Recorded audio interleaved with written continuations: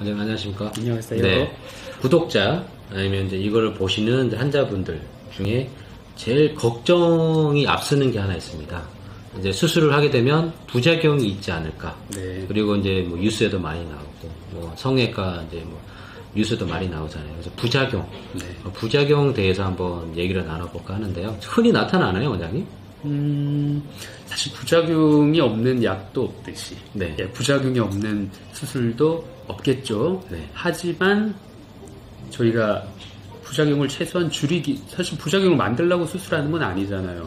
항상 부작용을 최소한으로 하기 위해서 노력하는 과정이 중요한 거고요. 네. 수술 종류가 너무 많거든요. 너무 많기 때문에 한 사람이 오시면 그 수술을 그분에게 모두 다 하는 건 아니잖아요. 네.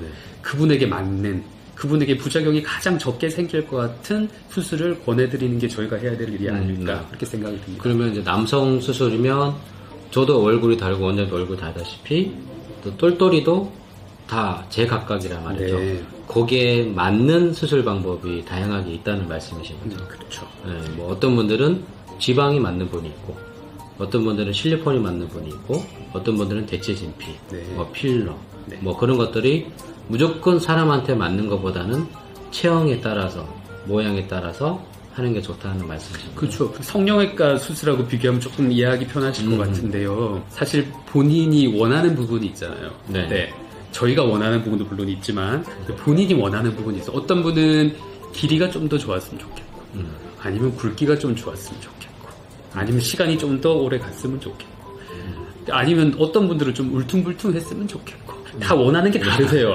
근데 이제 또 저희가 들으면 이거는 좀 과한 것 같은데, 아니면 네. 이건 아닌 것 같은데, 저희가 보는 게 평균이라는 게 있잖아요. 네. 예, 모든 대부분 많은 사람들이 좋아하시는 이런 부분들, 이제 그런 거를 서로 환자분과 저희 의료진이 상의를 하는 게 중요한 것 같아요. 그렇죠. 환자분이 원하시는 거 몇 프로, 그럼 저희가 원하는 것도 설명을 드려서 서로 원하는 최상의 선택을 하실 수 있게 그렇게 정하는 게 그분에게 가장 맞는 수술 방법이 아닐까 합니다. 그러면서 부작용도 최대한 떨어뜨려야 될 게 저희가 해야 될 일이겠죠.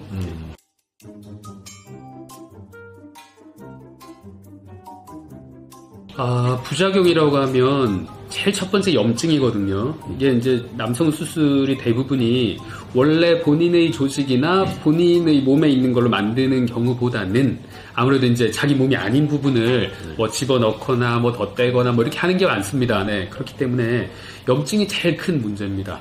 근데 염증이 생기는 원인은 크게 한 3가지 정도 말씀드릴게요. 첫 번째는 환자 요인입니다. 염증이 잘 생길 만한 몸을 가지고 계세요.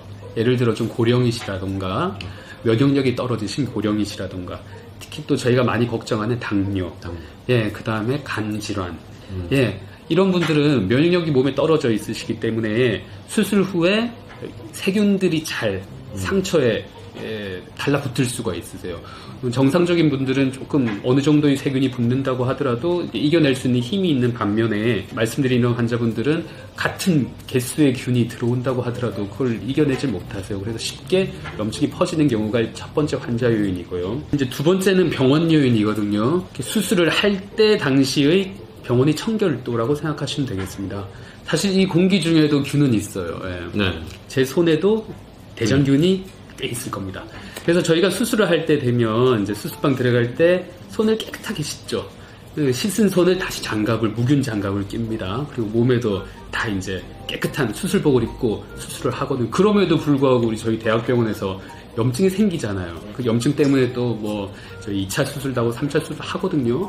그럼에도 있어서 문제가 생기는데, 사실 남성 수술이라고 해서 너무 쉽게 생각하시고 그냥 하는 경우가 많습니다. 쉽게 얘기하면 수술실과 일반 진료실이 분리되지 않은, 예, 누구나 들락날락할 수 있는, 예, 특히 이제 막 여닫이 문처럼 이렇게 해가지고 문을 확 열면 공기가 확 들어가고 문을 확 닫으면 또 공기가 확 나오고 해서 공기 중에 세균 관리가 안 되는 그런 경우가 많습니다. 그런 거를 줄이기 위해서 저희는 많은 노력을 하고 있거든요. 그런 게 병원 요인. 또 하나의 병원 요인은 수술한 후입니다. 수술만큼 중요한 게 수술 후 관리죠. 치료. 네.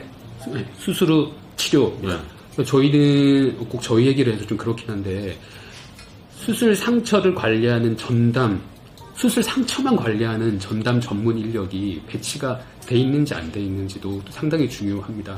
많은 병원에서 사실 전문 간호사라고 해가지고 그렇게 하고 있는 병원이 실제 많거든요. 그렇지만 이제 남성 수술하는 병원이 과연 그까지 할 수 있는지 저는 환자분들이 잘 따지고 알아보시는 게 중요하겠습니다. 마지막 세 번째, 수술 후 환자의 관리입니다. 저희가 병원에서 해드릴 건 다 말씀드렸어요. 근데 수술은 내가 받은 게 아니다. 그렇죠? 환자가 받으신 거기 때문에 저희가 숱하게 많은 말씀을 드립니다.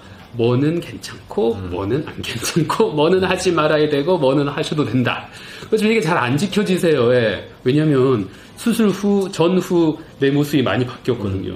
좀 빨리 우리도 새 차 사면 빨리 몰고 싶잖아요. 근데 길들이기 꼭 하라고 하잖아요. RPM에 따라서. 근데 나도 이거 튜닝을 좀 했는데 좀 괜찮을 것 같은데 빨리 했으면 좋겠는데 그래서 급하게 하시는 경우가 제일 많으세요.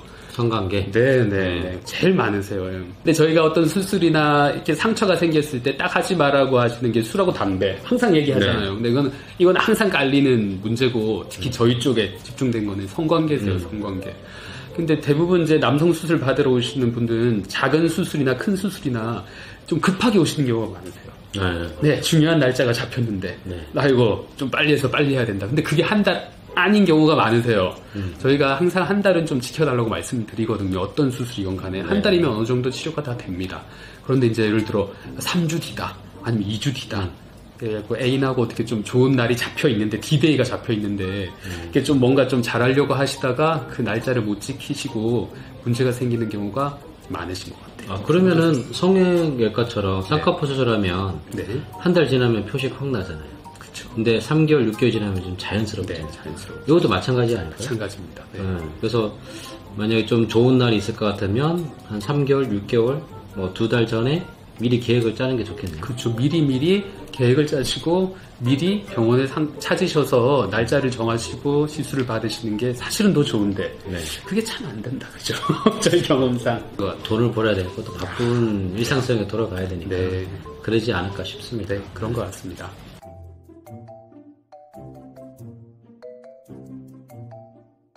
사실 이럼에도 불구하고 염증이 생겨서 병원을 찾는 분들이 있습니다. 없을 수는 없죠. 항상 있기 때문에 저희가 술전에 그 정도에 대해서 말씀을 드리는 거거든요. 저희 경험상 항상 제 경험을 말씀드리기가 좀 그렇긴 한데 제일 좋은 방법은 좀 이상하시면 상처가 이상하다 참지 마시고 병원에 빨리 연락을 하시는 게 첫째, 귀찮고 힘드시더라도 병원에서 말씀드리는 치료 스케줄을 지켜주시는 게 둘째 방법입니다. 사실 부작용이 생기고 나시면 개인마다 다 차이가 있으세요. 어떤 분들은 예를 들어 일주일 만에 해결되는 분도 있으신 반면에 사실 어떤 분은 3개월 뒤에 해결되는 분도 있습니다. 상처와 부위에 따라서 다 다르기 때문에 병원에 일찍 오셔서 상의하시고 치료 계획에 대해서 궁금한 게 있으시면 언제나 저희 담당하시는 선생님들한테 말씀하셔서 서로 상의를 하시면 본인 스케줄도 있으실 거잖아요. 그래서 꼭 상의를 하셔서 치료를 꼭 마지막까지 마무리할 수 있게 정보를 서로 공유하는 것이 중요하겠습니다. 환자의 원인, 병원의 원인, 그런데 정확하게 이것 때문이다 원인이라고는 알 수는 없잖아요. 염증이 발생하는 원인이 너무 많기 때문에 제가 아까 몇 가지 말씀드렸죠. 너무 많기 때문에 뭘 콕 집어서 말씀드릴 수는 없지만 환자분들은 알고 있는 경우가 있으세요. 간혹. 자기가 걸리는 게 있는 분들이 있지만 그런 건 얘기 안 하시거든요, 보통. 그렇다고 뭐 모든 책임을 환자한테 돌리는 건 아닙니다. 저희도 그 원인을 알고 싶은 경우도 있고요. 저희도 모르는 경우가 많기 때문에요. 일단 발생한 부작용에 대해서는 어떻게 같이 해결을 해 나갈까? 그게 중요하신 거지. 이걸 누가 잘했냐, 내가 못했냐, 이걸 따질 수도 없거니와 따지면 그때부터 치료는 이제 산으로 가는 거예요. 치료를 하셔야 되는데 이거는 놔두고 네가 잘했니, 내가 잘했니. 이제 원인을 찾아서 하면 진짜 산으로 가세요. 그거는 환자한테도 좋지 않고 저희한테도 절대 도움되는 게 아닙니다. 그래서 같이 해결해 나간다는 게 가장 중요한 것 같아요. 그렇게 보면 치료에 잘 따라와 주시는 환자분들은 저희가 생각했던 날짜에 치료가 잘 돼서 마무리가 잘 되세요. 근데 이제 어떻게 하시는 분들은 좀 안타까운 내용이지만 이 병원 저 병원 전전하시다가 결국 다시 오시는 경우도 많이 봤습니다. 그렇죠. 그래서 만약에 이런 일이 생기면 안 되겠지만 이런 일이 생기면 이제 의료진이랑 잘 치료해서 치료가 끝나면 2차적인 뭐 시술이 필요하면 2차적인 치료, 뭐 시술 그런 거를 서로 의료진과 같이 협의해서 치료하는 게 제일 좋을 것 같습니다. 네. 뭐 꼭 저희 병원 얘기를 해선 그렇지만 부작용이 생겼을 때 어떻게 더 잘 해결할 수 있는 능력이 있느냐. 사실 저는 그게 수술하는 능력보다 더 중요할 것 같아요. 네. 그러면 수술도 중요하지만 수술 후 관리도 중요하니까요. 바쁜 일상 일을 하더라도 치료는 잊어만지 말고 소독을 좀 잘 해주는 게 좋겠고, 네. 그다음에 병원에 못 나오면 이제 자가 소독도 할 수 있는 부분도 잘 하는 게 좋겠죠. 네. 하여튼 모르는 거 있으면 언제든지 연락 주시는 게 가장 중요하시겠습니다. 네. 그럼 지금 보고 있는 분들도 간혹 이제 부작용 있는 분들도 있을 거 아니에요, 그죠? 원장님. 뭐 고민하지 말고 뭐 원장님한테 오면 다 치료해 주시나요? 당연하죠. 네. 네, 고민하셨던 분들도 있고 네. 앞으로 이런 수술을 생각하시면서 부작용에 대해서 또 생길지 모르겠다 하고 걱정하시는 분들도 모든 분들 연락 주시고 궁금한 거 있으면 밑에 네. 댓글에 남겨주셔도 되겠습니다. 네. 한 번 더 찍고 넘어가는 게 좋으니까요. 더 궁금한 거 있으면 원장님 말씀대로 문의 주시거나 찾아오시면 상세하게 안내 드리도록 하겠습니다.